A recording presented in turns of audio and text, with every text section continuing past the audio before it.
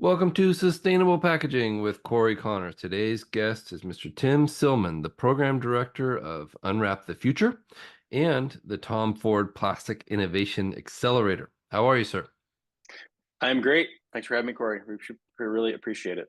Happy to have you on. Excited to have you on. I think you win the award for the longest title, and Yeah.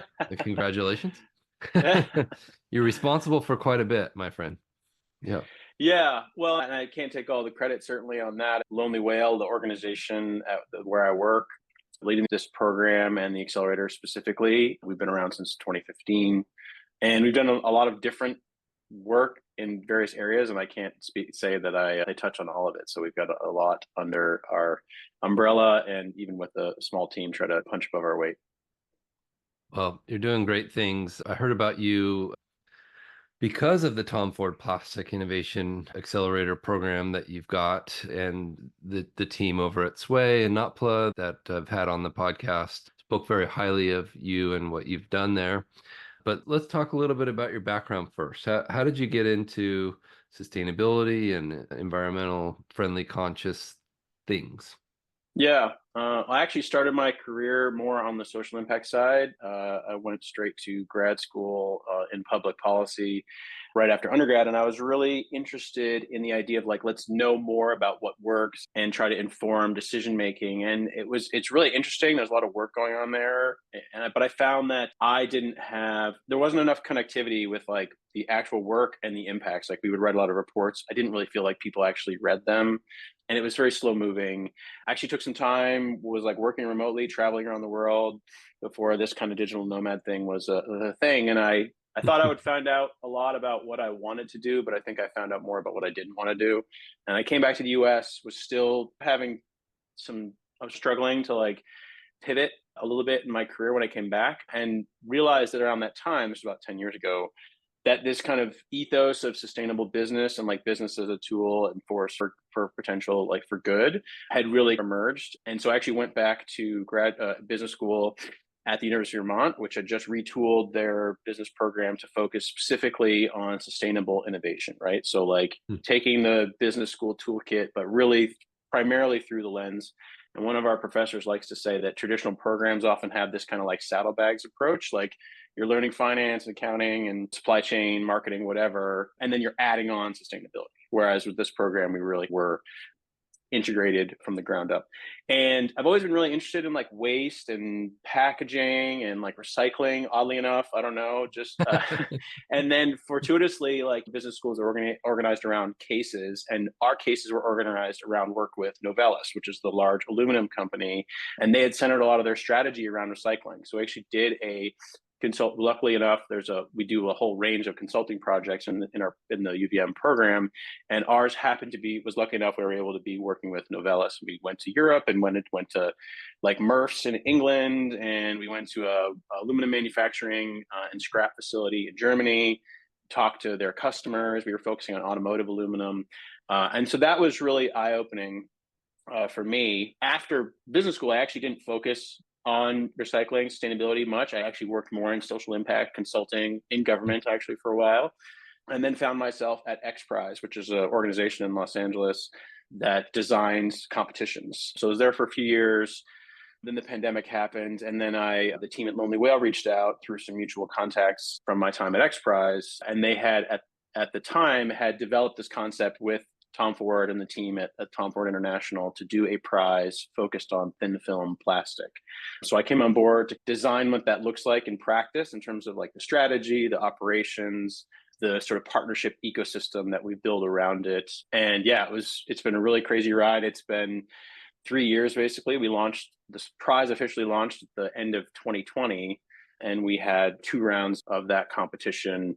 We had announced the finalists in early 2022. We announced the winners in early 2023. You mentioned Sway was our first place winner. The Zero Circle was based in India, which we'll obviously have to get on the pod, so you'll get all three of them. They were one of our winners, and then the team at Notpla as well were one of our winners too. And so we've now transitioned into this accelerator program where we're supporting our prize winners, leveraging this ecosystem of partners and advisors to really, I think that If you, I like to say that if you do a prize competition and you don't lead to like meaningful impact, then you've just done a really expensive sort of science fair or marketing exercise. And Yeah. so we wanted to avoid that. We spent a lot of time. We can talk about the protocols and methods we use, but we spent a lot of time evaluating these startups and their solutions. And now it's really incumbent on us to help elevate them and continue to shine a spotlight and bring sort of collaborators to bear for their work. Well, great work. Nice job. I love the idea of being a digital nomad. That's such a cool concept, and I think an important one that this day and age. There's a lot of us out there who are working from home or working remotely.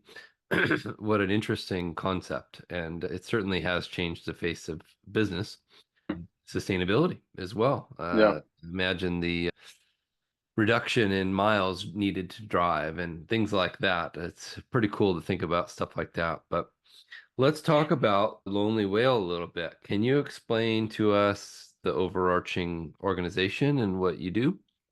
Yeah, so Lonely Whale was founded in 2015 by the actor Adrian Grenier from Entourage fame, you may be familiar with, and the Yeah. producer Lucy Sumner. And the goal has always been organized around preventing ocean plastic pollution and really taking a modern kind of leveraging the tools of traditional marketing and what we like to call artivism to really make it fun and cool and engaging to make that sort of mind shift. We don't want to put the onus on consumers. Like we recognize that brands and government have a huge role to play, but we've seen a lot of things change because people felt like certain things were cool, right? It was part of the culture. And so we wanted to make sustainability and specifically around plastic pollution part of the culture. So we primarily do that through digital, so social media. We do activations and events, but we have like 500,000 followers on Instagram. So that we've run a number of different campaigns, and we started with our plastic straw campaign, which is called "Stop Sucking." And again, that funny, right? Like leveraging, cool, make it fun, make it interesting. So we had "Stop Sucking," and then actually there was a sub campaign called "Strawless in Seattle." So we've worked specifically in Seattle. We had Russell Wilson part of this do like a PSA with us. We had a bunch of celebrities involved. You can find it on YouTube. On social, we're at Lonely Whale. There's some videos and things you can see some of the from those campaigns. And so always trying to raise awareness, but also connect it with the policy realm and actual tangible change. We're not policy experts, but we need to be policy informed, right? And leverage folks like yourself in industry and people, other advocates who are really have their finger on the pulse.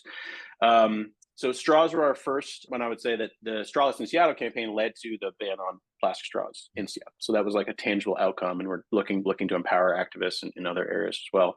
So we started with straws. Our next campaign was was called Hydrate, and it was about plastic water bottles. So we were looking at helping to shift, we're looking at reuse, also helping to launch some brands and raise awareness around aluminum as a solution instead, obviously, which is infinitely recyclable. And again, leveraging kind of celebrity influencers, other people to really make that conscious choice cool and interesting. The origins of this work now on thin film, we were looking around and on like the next problematic single-use plastic that we wanted to focus on, and did some market research and just identified thin film plastics as a huge sort of unaddressed area. As you can imagine, it's a high volume, low value, ubiquitous product that is essentially designed to be invisible, essentially, and almost no jurisdictions accept it curbside. It actually is really problematic at MRFs, clogs up the machinery, et cetera. And so a lot of the recycling Yeah. depends on consumer behavior, like collect it and bring it to your grocery store or something. And we already see low rates of recycling, even when people have access to curbside. So that additional layer just means that the recycling rates are really low. And simultaneously, we had been talking with the team at Tom Ford. They're really interested in working with us. They love the idea, obviously, the fashion connection of talking about thin film plastic, the plastic poly bag, which protects the garments you buy, they get shipped to Yeah. your home. More and more, I think estimates are about 180 billion of those bags are used every year. Yeah. Mhm. Yeah, so that was the kind of genesis of that work. And I would be remiss in saying we have a few other programs. We have our Ocean Heroes program where we're supporting youth ocean advocates around the world. And we also have our work which is called Next Wave Plastics, which we convene in conjunction with the Circulate Initiative, which is focused on integrating ocean-bound plastic Okay. into supply chains. So from areas that don't have adequate waste management infrastructure, where there's a lot of like informal sector work to collect plastics. So that's our other main initiative. Incredible. Wow. That's a lot. And I really am impressed by the team and the fact that Adrian from Entourage, what an awesome show, that he took his fame and celebrity and turned it into something so positive. You don't see that a lot. You don't see it enough Mhm. from these actors and actresses. That he's been doing great things. I've seen him interviewed a few times, and it's very impressive to watch that. Have you got to meet him, or is he Just virtually. virtual? Yeah, he's doing a lot of different things now. He's got a farm, a ranch in Yep. Texas, and Yeah. a lot of other stuff. But you always try to be like really timely and relevant when we leverage our network of Yep. sort of influencers or Hmm. celebrity kind of people with the gravitas and weight that can bring attention. And Yep. that's always really that ecosystem, that attention ecosystem is sometimes challenging for us to navigate like on our own, like our phone or whatever, but we can use it for good. And that's the idea. Well, I don't have millions of followers, but I have tens of thousands. So I'm here to help Great. you and Nice. your team anytime I can, uh, Awesome. Thank you, Cory. even if it's a drop in the bucket. But I'll absolutely add to that. Let's talk about seaweed. I am just it's everything everybody wants to talk about seaweed lately. I got the honor of having Julia from Sway on the podcast and Pierre from Notpla, and I get to interview him in Paris next week at Paris Packaging Week. But why is seaweed so important to the future of thin plastic film? Well, I think seaweed's important to the future of a lot of different things at this Yeah, stage. And we're really scratching the surface, right? Like I I was really agree. fascinated by in looking back, listening to Pierre's interview you did, the origin story of the Oho, that it was actually technology developed by Unilever like 100 years ago to make fake caviar, right? Like that's, and that with a lot of things, like great ideas, and then people come back to it a long time later. Obviously, like seaweed as a food, as an agricultural product, has a long tradition in Asia, Korea, Japan, that type of thing. And then obviously a lot of people don't know that it's an element as like a stabilizer, thickener for a lot of foods. It's obviously natural. It grows fast. It doesn't require arable land. And I think that we've seen a ton of interest and attention on the potential for seaweed in a whole different area of domains. And I should say, like, we designed this prize without the intention of focusing on seaweed. One element of the criteria are designed to be like solution agnostic, right? So it's obviously biased a little bit towards like a drop-in replacement for a traditional plastic. So everyone's like all of the winners are producing like a pellet, right? Like a resin, but it's like not a traditional hydrocarbon based plastic. But they could have proposed some other solution like a coating or whatever. And similarly, like the feedstocks, there was criteria around there's just the sustainability of those. Primarily, we did a ton of testing around the end of life of the materials. Our primary partner is University of Georgia's New Materials Institute, which both does polymer development research and also does laboratory testing. So they have like they have one of the largest testing facilities in the US. So we did a mix of like industry standard, like ASTM aligned tests around soil and seawater degradation, but then a whole host of additional novel methods that they've done in the past. And also worked with the Seattle Aquarium, who developed a unique testing method to look at how the materials would perform if potentially ingested by a marine mammal. So we simulated in a lab if they were ingested by a gray whale, what might happen, right? So using temperature, pH, enzymes to simulate digestion. Because I think even if the materials, if there's the worst case scenario happens and they end up in the ocean, they're not going to disintegrate immediately, right? Like they will disintegrate way more quickly Right. than traditional plastic. And I should say they will biologically degrade. They will not fragment or oxidize like you would see with a plastic, because most of the plastic in the ocean is like macro particles but the vast majority, because it's on the surface, the vast majority of it is small micronized particles that are invisible to the human eye that are floating in the ocean. But there'll be a period in which these sustainable alternatives will be available to be consumed by a mammal or a fish or something. So we Right. wanted to guard against these unintended consequences. Back to your original question about seaweed, we, as an ocean organization, an ocean focused advocacy organization, we just happen to have the luck that all of our three winners are using seaweed.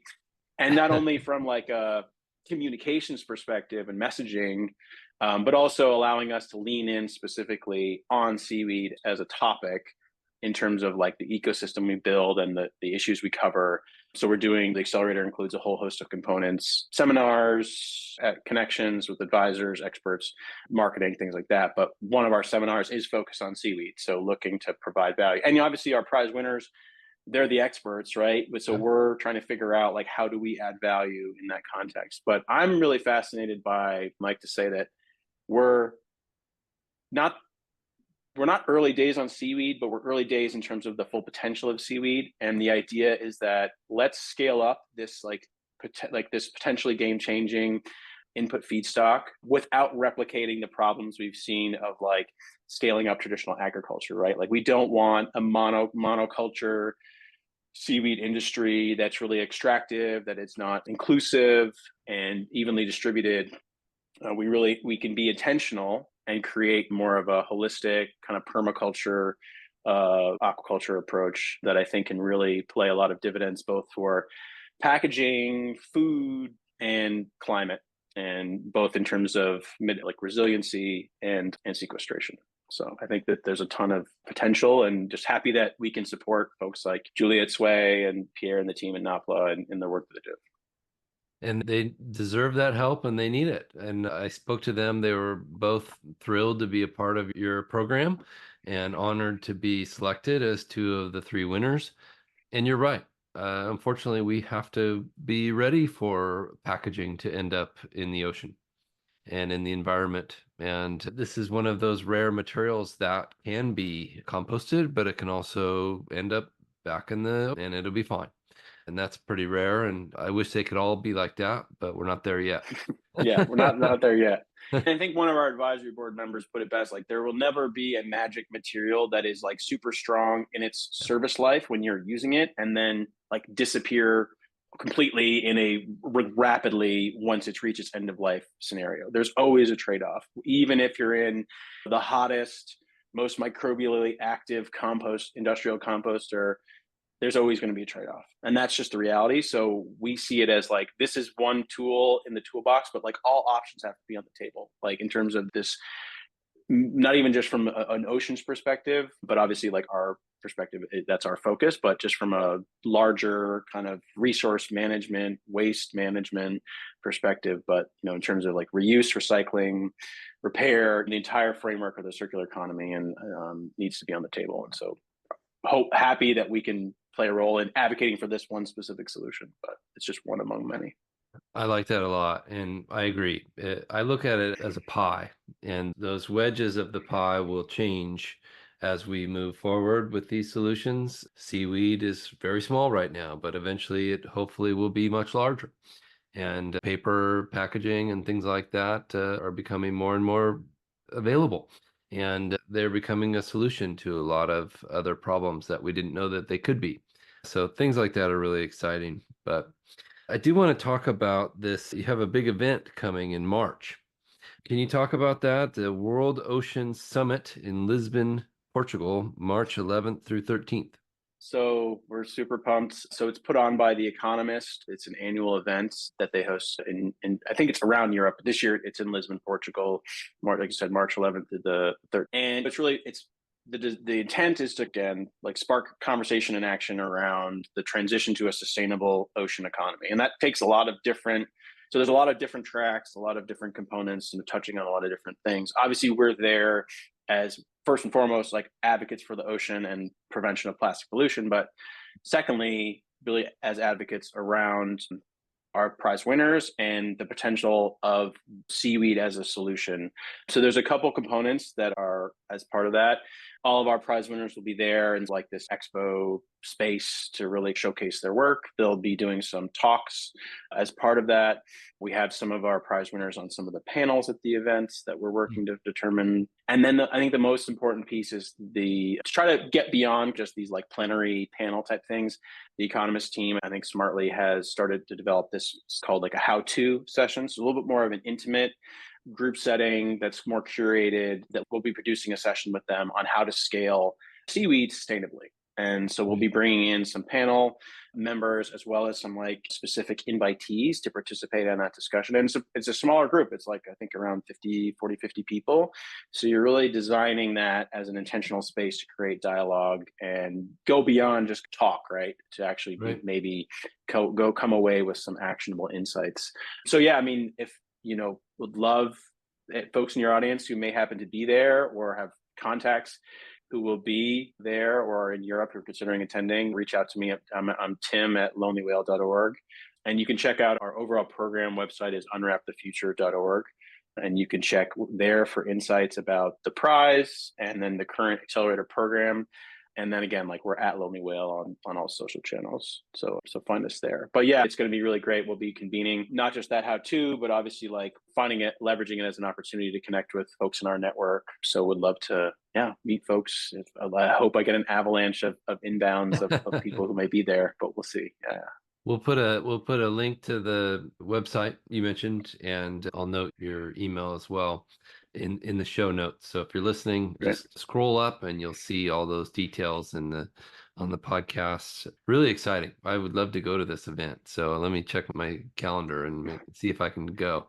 Not a bad time to go to Portugal, as far as Yeah, I understand it. I have never been, but March, I think it's pretty nice. So not a bad time, and that's my wife's anniversary, my wife and I's anniversary, so that would be awesome.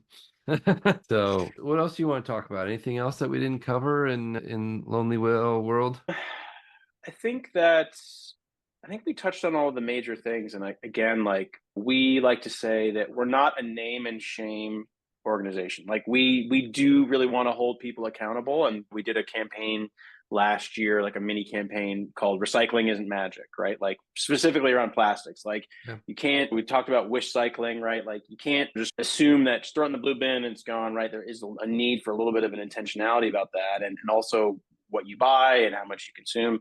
But at the end of the day, also, like we really have to be bringing solutions to the table because we know that we might want businesses to be more sustainable, but you're running a business, right? Like there's just, Yeah. and I know Landsberg Aurora and some of the team you work with, like you're providing a service to protect things, right? Like in packaging, we order things online. And I think it's incumbent on us to help folks on that journey. I think that I don't think ever have run into someone who it seems like they don't care or don't want to be more sustainable. People want to make that transition, but we need to help them get solutions that actually meet their needs. And they're willing to make a lot of changes and even pay more in some cases, in Right. many cases. But I think the reality is we're still early days in a lot of these solutions. And so we just really, I think it's like, as I mentioned, there's all the options have to be on the table in terms of the different models, whether it's reuse, recycling, compostable, whatever, but all of the different levers, right? It's like governments, there's brands and their demand, and then also manufacturers, right? It's a full frontal assault, I think, because the volume of what we produce and what we waste, that's a missed opportunity, I think. And again, it shouldn't be waste. Ideally, it should be a resource is the goal. But we try to be inclusive and we leverage industry. We have as part of the prize and now the accelerator we built this, we call it early adopter coalition, which is like a mix of consumer facing brands and some manufacturers who are committing to starting the trial process to get these new solutions integrated into their supply chains. And that is for big brands that can take multiple years and they're dealing with millions and millions of pounds of plastics, right? But for smaller brands, there might be events or capsule collections or other things where they can try and do it in a more expedient way. You don't get the same scale, but you can really highlight that to the public in a unique and more nimble way. So it's a broad mix of big and small companies. And so that's, I think, the unique component of this accelerator work. And so we're Yeah, always looking for partners who are committed to really making this type of work a reality. So Said, and I agree. Aurora Packaging is working hard to be one of those leaders in the industry, and I'm honored to be a part of that with them. I think you're exactly right. The plastics industry has had a 50-year plus head start, and yep, we're catching up eagerly and right. as quickly as we can to adapt and to adopt these new materials into things that will be more sustainable. But we have to look at performance first and make sure that the consumer gets their food delivered and is still fresh. Nothing sustainable about rotten food, we always say, and broken goods is doesn't work either. So Yeah, well from an said. environmental perspective, like if you receive like a t-shirt or a jacket, like a soft good, but and it's damaged, the environmental impact of if that's not like reusable or it's like a total loss, the environmental impact of that is way higher than the plastic bag that it came in, right? So Right. from there's that's not a trade-off you can really. So these companies are they're looking at these failure rates, they're doing that testing, they're putting in the hard work, but at the end of the day, like, it has to serve a useful purpose. And so that's the but you can do a lot of things to change maybe how you do fulfillment, or you're at the 3PL or the distribution center, to make those tweaks, right? So it's just a every brand is different, there's a different kind of landscape of solutions, and so it's really just important to find the right mix. Well, I agree, and it's very exciting. I think we're at a precipice of a whole bunch of really cool changes and really neat innovations in the world of sustainable packaging and more. I think seaweed, like you said, we're just getting started with what we can do with that. So very exciting. Thank you, Tim. I appreciate your wisdom and your time, and look forward to meeting you in person someday. Yeah, thank you again, Corey. I really appreciate it. Thank you.